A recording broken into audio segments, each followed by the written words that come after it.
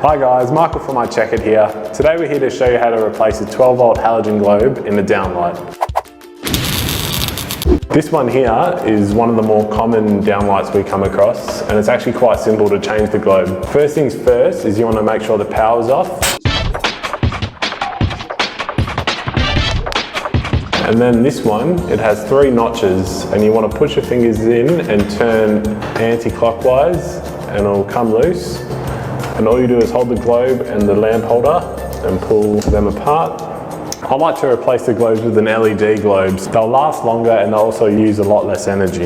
You then put it back into the globe holder and you find the 2 pins in the lamp holder, push tightly, and then you find the 2 slots that the 2 little edges go onto and you turn clockwise.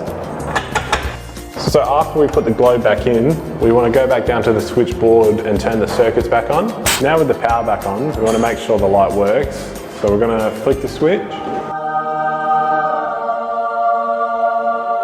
And it's working. Okay, that's me all done now guys. Hopefully you enjoyed the video and feel free to share it with your friends that might find the video useful. And I'll see you on the next one. Don't sweat it. Search iCheckIt Perth.